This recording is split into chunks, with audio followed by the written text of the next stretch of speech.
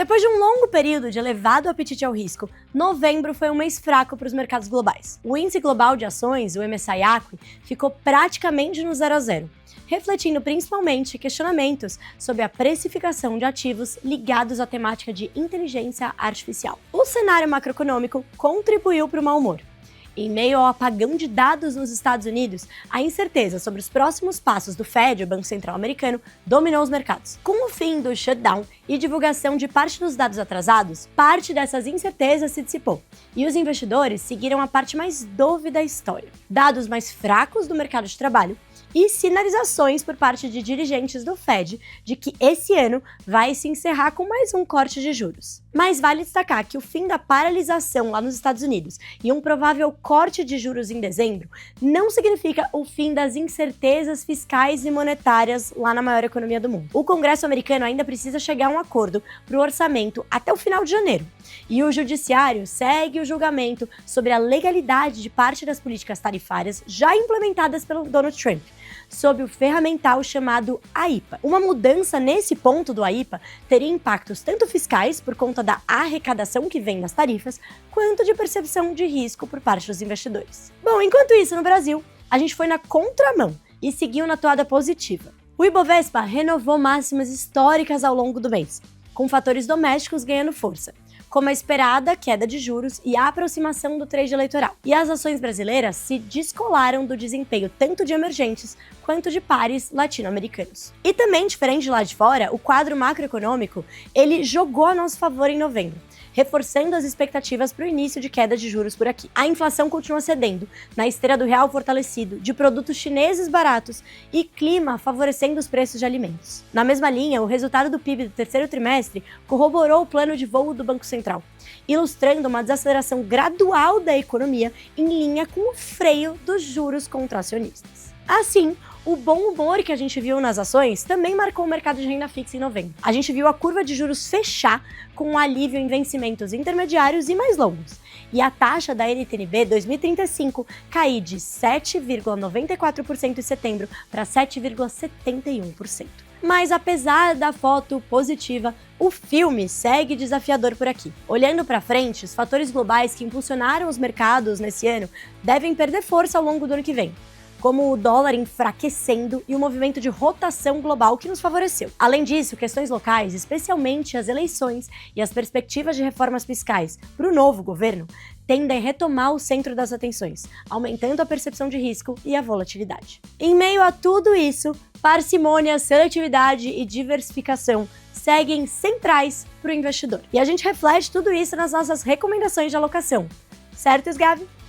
Chegamos ao último mês do ano e, mais do que nunca, esse é um momento propício para revisar as carteiras recomendadas. Para dezembro, mantivemos as alocações inalteradas nas carteiras das 3 políticas de investimentos: a conservadora, a moderada e a sofisticada, refletindo a manutenção do nosso cenário base e dos potenciais riscos que estamos monitorando. Na renda fixa pós-fixada, seguimos com exposição acima da neutra. O carrego continua atrativo e a inflação mostra comportamento benigno, o que reforça nossa exposição relevante nessa classe de ativo. Para os ativos atrelados à inflação, mantemos a exposição próxima à neutra, com duration média de 6 anos. Já no pré-fixado, seguimos construtivos. A curva de juros nominal vem fechando com a atuação firme do Banco Central, e isso tem favorecido o retorno dessa parcela do portfólio. Já a renda variável brasileira, assim como os fundos imobiliários, segue com potencial de valorização no curto prazo,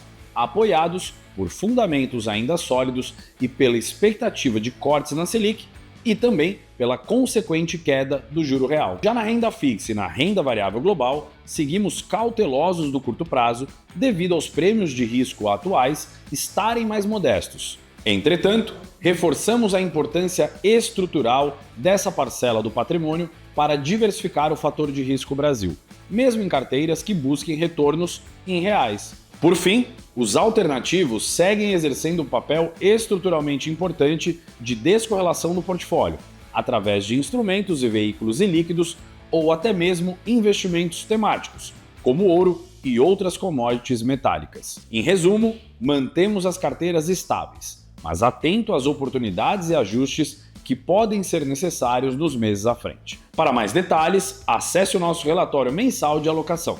Agora seguimos com a Raquel para falar com mais detalhes sobre as carteiras do Research da XP. Começando pela Bolsa Brasileira.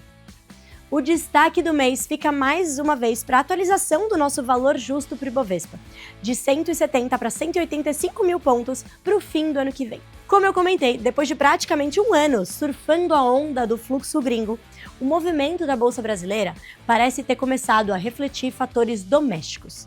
Entre eles, o esperado ciclo de cortes da taxa Selic. E a história ensina: juros em queda favorecem as ações. Quando a gente olha para os últimos 8 ciclos de corte de juros no Brasil, o Ibovespa subiu em média 39,2%. Isso acontece por dois principais motivos.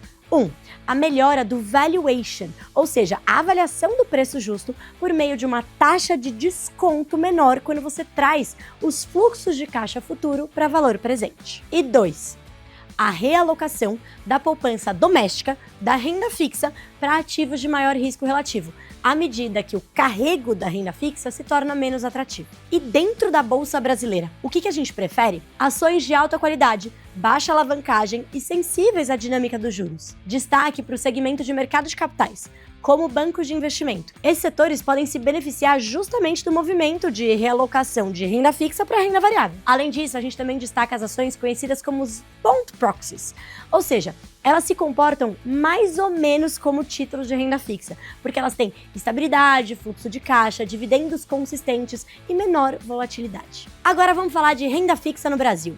Nessa classe, as nossas recomendações para dezembro corroboram a mensagem central dos últimos meses: seletividade e diversificação para aproveitar a atual janela de oportunidade. Afinal, assim como a gente vê na bolsa, a história também ensina na renda fixa.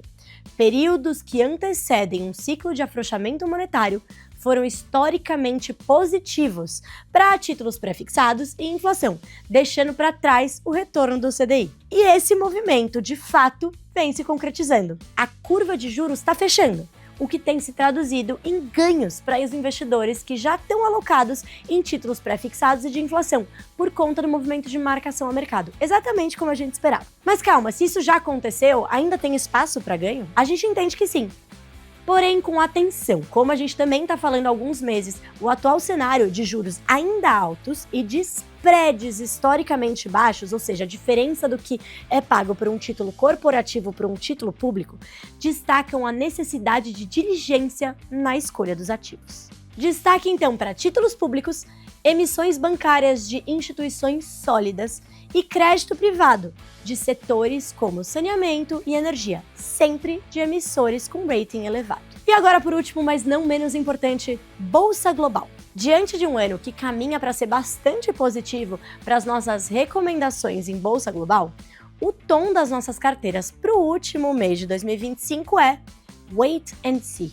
Em bom português, aguardar antes de tomar qualquer decisão de mudanças. A gente entende que 2026 vai seguir marcado pela temática de inteligência artificial, com questionamentos crescentes, reforçando a importância da seletividade por dúvidas sobre a trajetória dos juros e da atividade econômica nos Estados Unidos, além de potenciais fontes de instabilidade que hoje estão relativamente latentes, como os desdobramentos da política econômica de Donald Trump em caso de decisão contrária sobre o uso das tarifas à IPA. Nesse contexto, a gente reitera as nossas preferências e recomendações.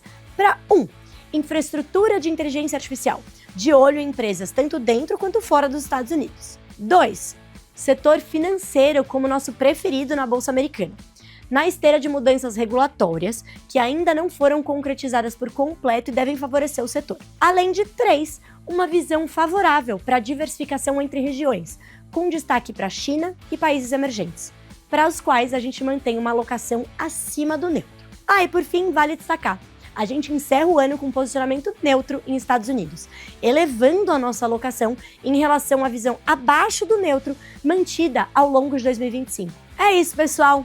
Para acessar todas as nossas recomendações, carteiras recomendadas de todas essas classes e muito mais, é só acessar lá o nosso site de conteúdos, em conteúdos.xpi.com.br.